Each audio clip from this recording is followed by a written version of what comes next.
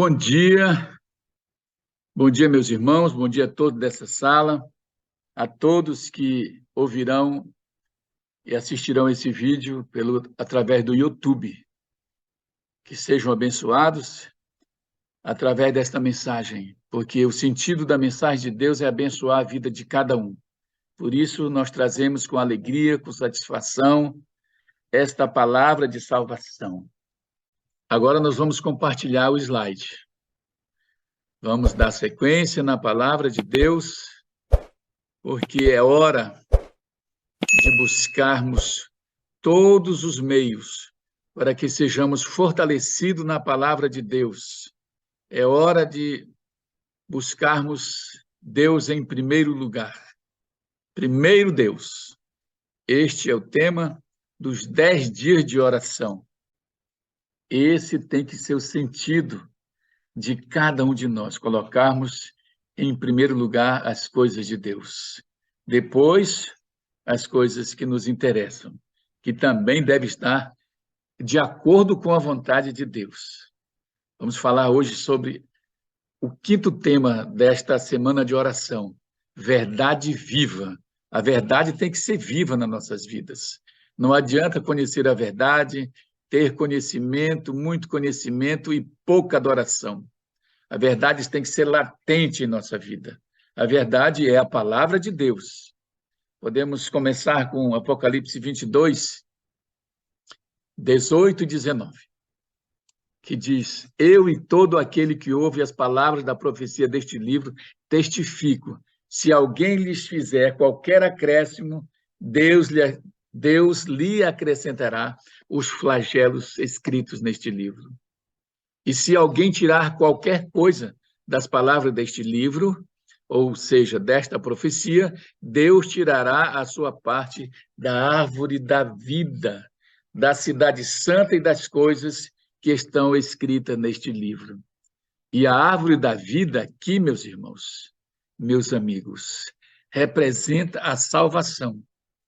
Se nós não tivermos a chance de participarmos da árvore da vida que está se retratando aqui, que está sendo retratado aqui, essa árvore da vida representa a salvação. É muito sério, temos que tomar muito cuidado. E as pragas que virão para quem desobedecer, quem acrescentar ou retirar algo que Deus deixou, que Deus é perfeito, sua palavra é santa, justa e boa, vai receber as taças da ira de Deus. E a primeira delas são as chagas dolorosas, feridas, pustulentas, dores terríveis que vão sentir. E na segunda taça, o mar se tornará em sangue. Você já imaginou o mar se tornar em sangue? A pessoa chega lá na beira da praia, quando olha, a água só é sangue. Vai se aterrorizar. Mas a hora de estudar, de ter conhecimento, é agora. Terceira taça, os rios e as fontes das águas também se tornarão em sangue.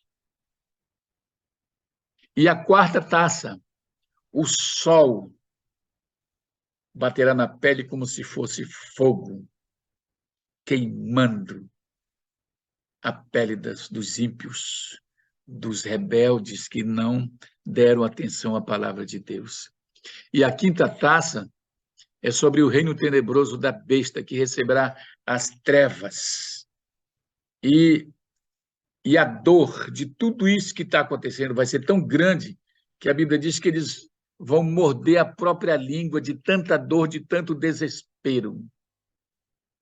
E a sexta taça são os reis reunidos para a grande batalha do Armagedon. Que batalha é essa? Vamos para a sétima taça, lá em Apocalipse 16, 21. E aí eu quero que todos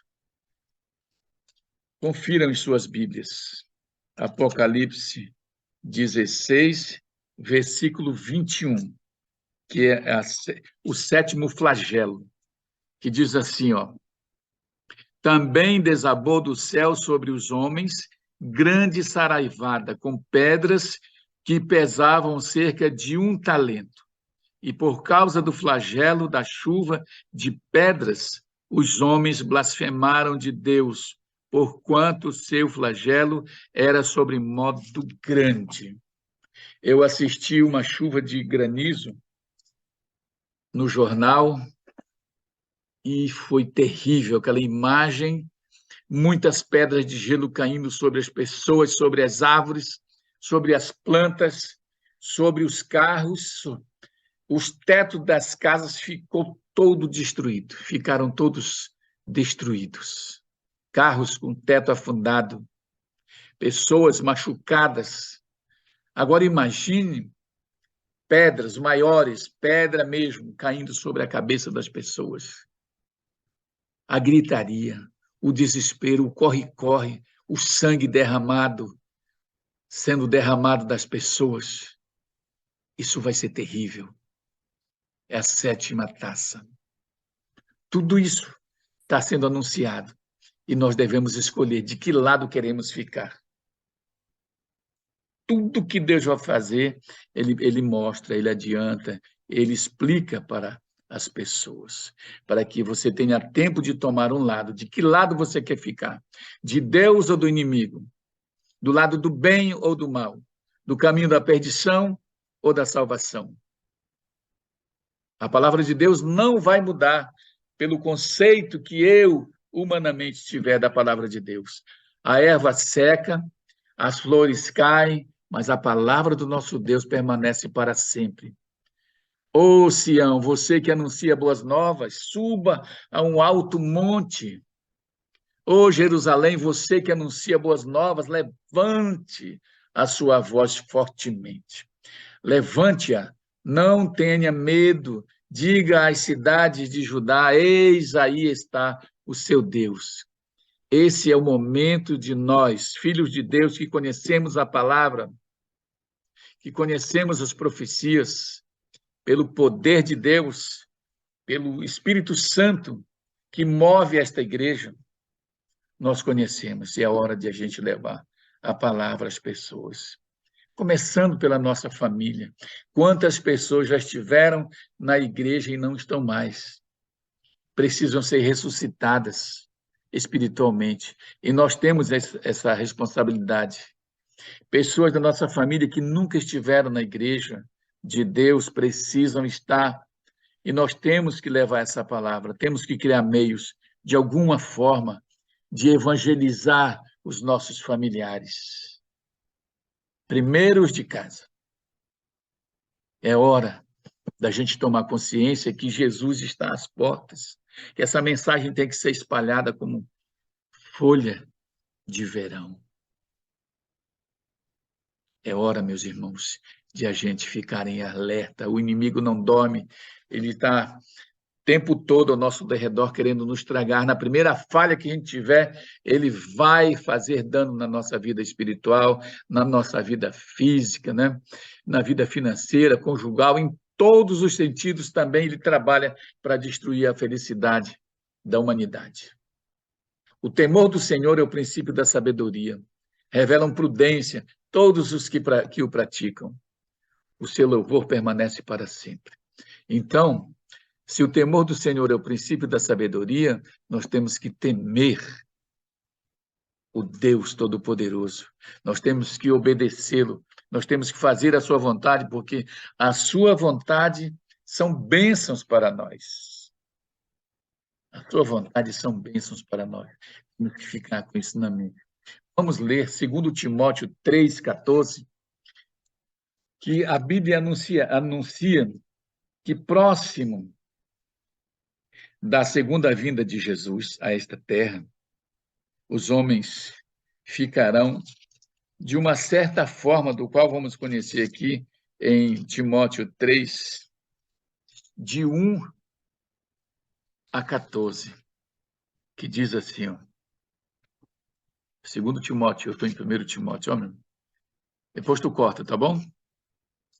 3,14 diz: Sabe, porém, isto: nos últimos dias sobrevirão tempos difíceis, pois os homens serão egoístas, avarentos, jactanciosos, arrogantes, blasfemadores, desobedientes aos pais, ingratos, irreverentes, desafeiçoados, implacáveis, caluniadores, sem domínio de si, cruéis, inimigos do bem, traidores, atrevidos, enfatuados, mais amigos dos prazeres que amigos de Deus, tendo forma de piedade, negando-lhe, entretanto, o poder.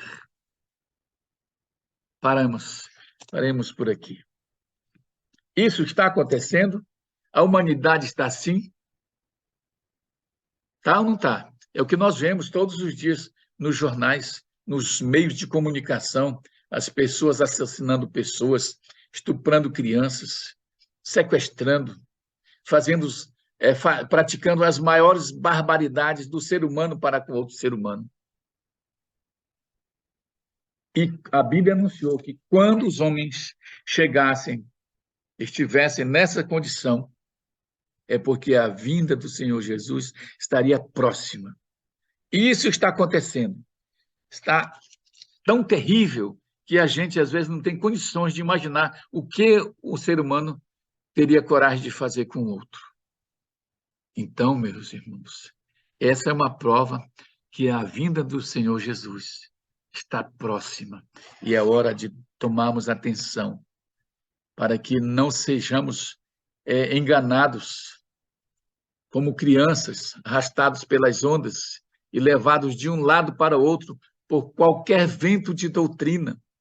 Muitos falsos profetas virão para nos enganar com astúcias, para nos seduzir ao erro, mas seguindo a verdade em amor, cresçamos em tudo naquele que é a cabeça, Cristo Jesus, cabeça da igreja, do qual nós devemos obediência.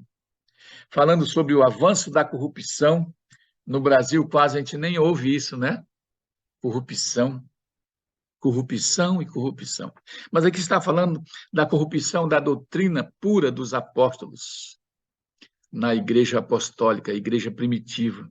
A conversão nominal de Constantino, na primeira parte do quarto século, causou grande regozijo, e o mundo, sobre o manto de uma aparente justiça, introduziu-se na igreja. O mundo foi entrando na igreja como um tsunami, como está acontecendo também hoje em dia. A obra de corrupção progredia rapidamente. Embora parecesse que o paganismo tinha sido derrotado, tornou-se o vencedor. Seu espírito dominava a igreja, suas doutrinas, cerimônias, superstições incorporaram-se à fé e ao culto dos professos seguidores de Cristo. A doutrina estava sendo corrompida. A sã doutrina. Depois, o desprezo pela palavra. Roma tinha dado às pessoas uma falsa ideia do caráter de Deus e pervertido seus mandamentos. E agora o povo rejeitava tanto a Bíblia quanto o seu autor. Havia exigido uma fé cega em seus dogmas, alegando ter o apoio das Escrituras, coisa que não tinha. A palavra de Deus é amor. E Deus não força a gente a adorá-lo. Nós temos o livre-arbítrio. Mas o clero ou concordava-se com ele, ou o sangue seria derramado. Como exemplo para que as outras pessoas não ousassem falar contra o clero. E chegou um ponto que a doutrina foi rejeitada, a imposição do clero foi rejeitada, e junto com isso, também a palavra, porque um pai que força o filho ir orar, ir para a igreja, tudo forçado, a criança vai vendo, o filho vai vendo que esse Deus é um Deus tirano. E foi isso que aconteceu. E de época para época, vai havendo mudança na cultura e na mente das pessoas. E na época do Iluminismo, Voltaire e seus companheiros filósofos desprezaram completamente a palavra de Deus, disseminando por toda parte o veneno da incredulidade. Roma pisara no povo com seu calcanhar de ferro. Lembra da parte de ferro e barro? Das pernas de ferro e barro e os pés? Agora, as massas degradadas e embrutecidas, ao se revoltarem contra a tirania do clero, também arrancaram de si toda a restrição, soltando todo o seu ímpeto pecaminoso, toda a depravação pecaminosa, fazendo tudo o que queriam. Mas a instrução divina ao jovem, às pessoas, diz assim, o jovem que faz da Bíblia, e eu digo, a pessoa que faz da Bíblia seu guia não fica confuso em relação ao caminho que deve andar com segurança. Porque a Bíblia é o GPS da salvação. Se nós nos agarrarmos à palavra de Deus, nós chegaremos na Cidade Santa seguros. A Bíblia é o canal mais confiável para termos o acesso à verdade, que é Jesus Cristo, o caminho, a verdade e a vida. E por isso que a palavra é a verdade. João 17:17 nos dá a instrução sobre isso. A Bíblia ensinará também a mantermos a integridade de caráter, a sermos fiéis em tudo e não praticar nenhum engano e jamais transgredir a lei de Deus, a fim de realizar um objetivo desejado, mesmo que a obediência envolva sacrifícios. Tudo tem um preço, nós temos que ter consciência que tudo tem um preço. A salvação tem um preço e não é pouco. A salvação, o preço foi a vida do Filho de Deus, o sofrimento de Cristo Jesus, que morreu na cruz para nos possibilitar a salvação. E o que temos que fazer é muito mais fácil. É só aceitar esse Jesus e obedecê-lo. Ninguém vai ser pregado numa cruz. E se formos, nós temos que ter a consciência que nós estamos indo para o céu, que o sacrifício é pelo nome de Jesus. Que a Bíblia vai ensinar também que a bênção do céu não repousará sobre o desobediente, os que desprezaram o caminho da retidão. Que, embora os homens pareçam prosperar na desobediência, certamente colherão o fruto que semearam. A Bíblia nos fala que não devemos nos preocupar com a prosperidade do ímpio, porque ele só vai ter isso. E nós, as pessoas que obedecerem a Deus, terão a vida de bênção eternamente. É muito mais. Vamos pisar em uma cidade que tem ruas de ouro. A misteriosa operação de Satanás produzirá toda a variedade de erro, a qual, se possível fora, enganaria até os escolhidos de Deus, desviando-os da verdade. Temos que estar atentos para que não deixemos ser iludidos por qualquer doutrina. Nos últimos tempos aparecerão muitos falsos profetas. E temos que ter cuidado com as pessoas que estão mais próximas da gente. Às vezes, o maior inimigo está dentro da nossa própria casa. A pessoa desconhecida, ela não tem intimidade para falar conosco, para colocar ideias pecaminosas nas nossas mentes. Quem tem intimidade para falar qualquer coisa para nós são as pessoas mais próximas da gente. Um dia eu falei para minha filha, aliás, falei para meus filhos, tomar cuidado com seus amigos. Eu disse, tomem cuidado com seus amigos. E a minha filha mais velha, a Ellen, falou, pai, por que eu tenho que ter cuidado com meus amigos? Eu não tenho que ficar preocupado com os outros? E eu disse, minha filha, as pessoas que estão mais próximas da gente, que têm o poder de falar com a gente, têm intimidade para falar qualquer coisa para a gente. E assim que acontece que, às vezes, uma amiga chama a outra amiga para ir para a festa, para fugir, escondida dos pais, para fazer qualquer coisa, escondida dos pais. Mas a pessoa estranha, a pessoa que não tem conhecimento, que não tem amizade, ela não tem esse poder, ela não tem essa intimidade. Por isso que nós temos que ter cuidado com as pessoas mais próximas da gente também. Muito mais que tentar teorizar sobre a verdade, relacione-se com a verdade viva. Viva a verdade também. Anuncie a verdade e prepare-se para um breve encontro com aquele que é a verdade e a vida, Cristo Jesus. É hora, meus irmãos, de a gente ficar atento a todas as profecias que estão acontecendo ao nosso redor, porque é chegada a hora do grande dia da segunda vinda de Jesus. E nós temos que nos preocupar com hoje. Nós só temos o hoje. Se eu tiver consagrado hoje, a hora que Jesus chegar, não importa a hora. Se nós tivermos consagrado, a gente vai subir com o Pai. Quem quer ter um compromisso consigo mesmo, de dizer, a partir de hoje, eu vou me consagrar dia após dia? Levante a mão aí. Que assim seja. Que Deus nos abençoe. Que Deus abençoe a minha vida e a sua vida. Agora vamos orar. Senhor Deus, muito obrigado por esta oportunidade de falarmos com teus filhos, com teus santos, levando esta palavra. Um privilégio que foi dado a um pecador que nem eu. Senhor Deus, perdoa nossos pecados.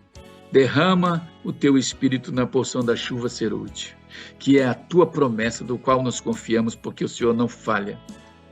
Precisamos desesperadamente, Senhor, da unção do teu Santo Espírito. Precisamos sermos selados com o teu Espírito Santo. E que cada um dos teus filhos que estão nesta sala sejam selados com o poder do Espírito Santo, em nome do Senhor Jesus. Amém. Bom dia, meus irmãos. Bom dia a todos. Que todos tenhamos um dia e uma semana abençoada.